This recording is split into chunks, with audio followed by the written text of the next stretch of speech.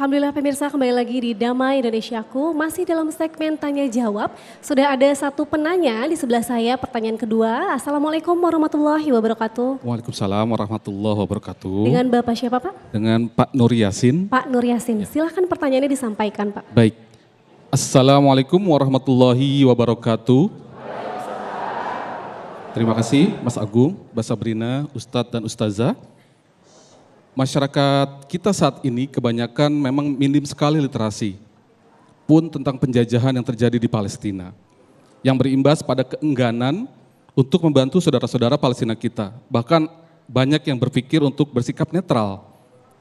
Jika kita mengajak dengan membawa sejarah, mungkin akan memakan waktu yang cukup lama. Kiranya Ustadz dan Ustazah, bagaimana kita meyakinkan orang-orang yang belum tergugah dengan penjajahan yang terjadi di Palestina, menggunakan kalimat atau cerita yang lebih ringkas atau lebih jelas. Terima kasih. Assalamualaikum warahmatullahi wabarakatuh. Waalaikumsalam warahmatullahi wabarakatuh. Pertanyaan luar biasa, kembali ke Mas Agung. Baik, silakan Ustadz Hilmi. Ya, inilah akibatnya kalau kita minim literasi yang terjadi kemarin di Bitung ya. Masih ada warga negara Indonesia yang mendukung Israel. Padahal sudah jelas-jelas founding father negara ini sudah menyatakan bahwa kita akan selalu mendukung, mensupport kemerdekaan Palestina. Yang pertama-tama mengakui kemerdekaan Indonesia adalah Mesir dan Mufti Palestina. Kita berhutang budi kepada Palestina. Itu yang pertama. Secara konstitusi juga dijamin bahwa kita ini negara yang anti sama penjajahan. Selanjutnya apa? Saya bilang di ceramah awal tadi, Al-Aqsa adalah PR terbesar umat Islam hari ini.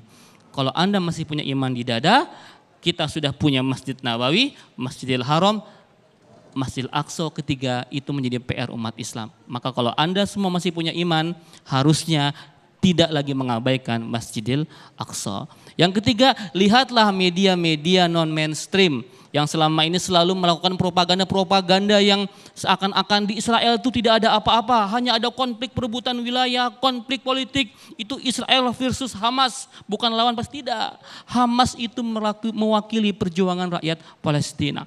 Yang terakhir kita lihat bagaimana begitu santunnya para pejuang Hamas ketika melepaskan tahanan, ditukar guling dengan tahanan warga Palestina.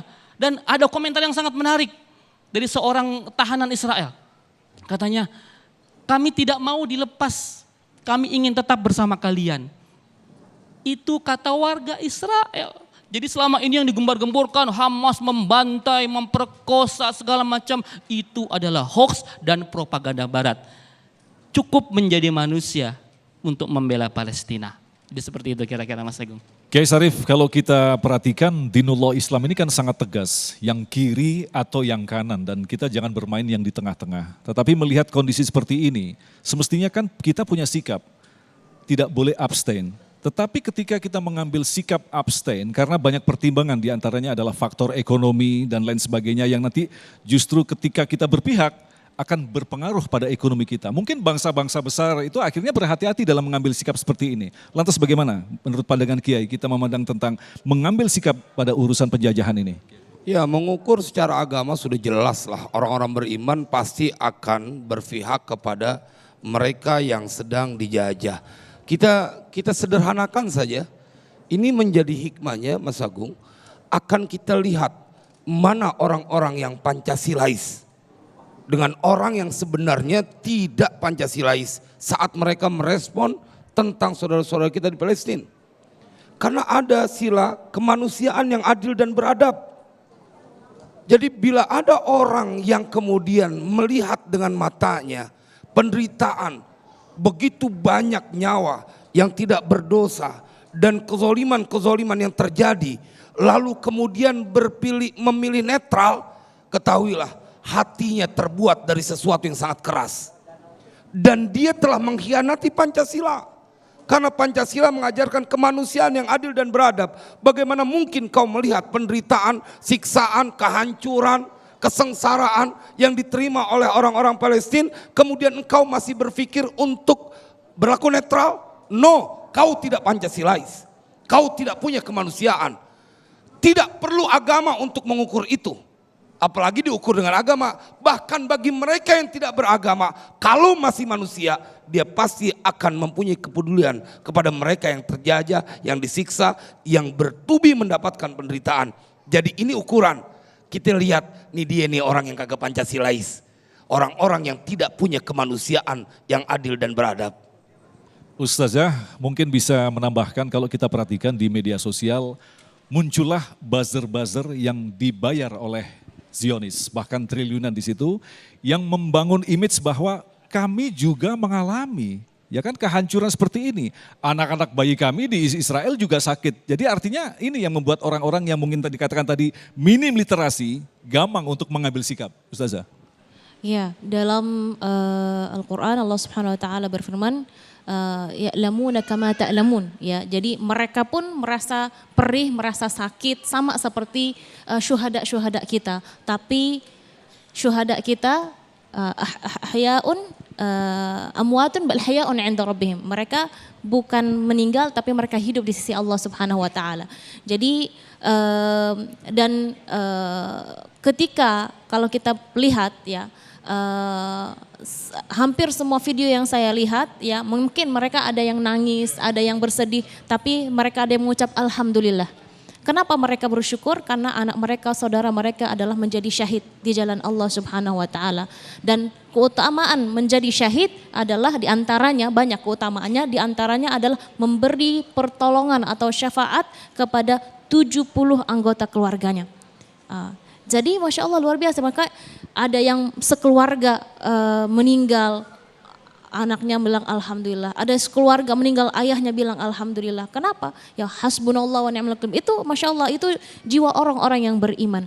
Jadi kalau kita dibalik ya, mereka ya, mereka bilang anak-anak kami juga dibunuh dan lain sebagainya. Tapi mereka merasa itu adalah akhir kehidupan bagi mereka, tapi orang-orang beriman tidak seperti itu. Jadi Masya Allah, dan Allah Subhanahu Wa Taala sudah menggambarkan ini juga dalam Al-Quran. Jadi tinggal lagi kita mau nggak baca Al-Quran atau tidak. Dan yang sangat menarik skenario Allah adalah seperti peristiwa 9/11, di mana justru dengan peristiwa tersebut banyak orang Amerika dan beberapa negara itu berbondong-bondong masuk ke dalam Islam. Itu juga yang terjadi pada kasus Palestina. Iya. Jadi Masya Allah ketika ada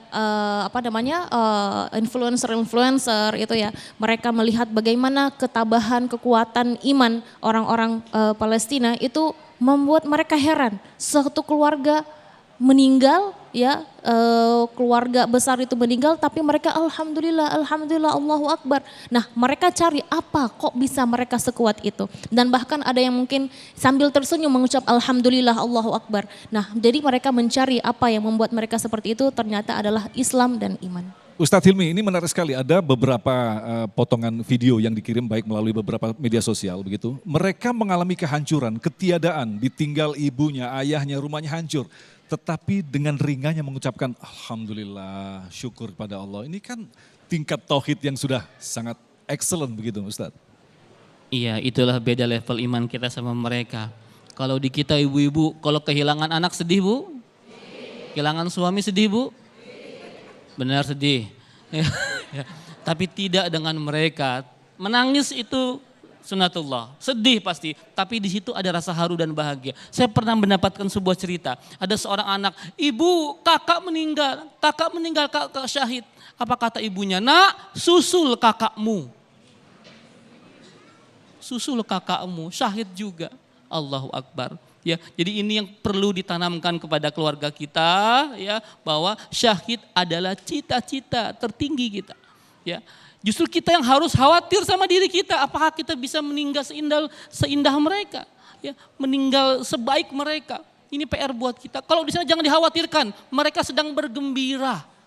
Ya, kita di sini yang khawatir. Makanya tadi betul, jangan netral. Mobil netral aja nggak bisa maju. Nggak jalan. Ya. Hati-hati, kita akan dimintai pertanggungjawaban Allah Subhanahu Wa Taala. Apa yang telah kalian lakukan untuk membela saudara di Palestina? Hati-hati, siapkan jawaban terbaiknya. Siapkan jawaban terbaik antum. Saya pernah donasi, saya pernah mengirimkan doa, saya minimal pernah memposting sesuatu tentang Palestina. Siapkan hujah terbaik kita, insya Allah kita semua selamat dunia akhirat. Dan Amin, kita ya Allah. semua digolongkan sebagai para mujahid-mujahidah pembela Palestina. Amin, ya Allah. Nasrun minallah wa fathun qarib. insya Allah pertolongan itu dan kemenangan akan semakin dekat. Amin. Ya Rabbal Alamin. Terima kasih guru-guru yang kita cintai, dan sekali lagi bagi Anda yang ingin menemukan dai pilihan, kami mesti memberikan kesempatan bagi Anda untuk mengirimkan atau kunjungi di www.menti.com, kemudian masukkan kode di 1511789 atau scan barcode yang ada di layar televisi Anda, lalu pilih dai muda pilihan Anda. Dan kita saksikan inilah klasemen sementara yang masih kita berikan kesempatan untuk Anda melalui handphone Anda. Baik, insya Allah nanti di akhir, nah ini dia klasemen kita, Masya Allah. Yang merah semakin merah itu ya. Yang kuning stuck, yang hijau tetap stuck. Tapi nanti kita akan lihat bagaimanakah pilihan dari guru-guru kita dan pilihan dari pilihan Anda sendiri. Tetaplah bersama kami, Damai Indonesiaku.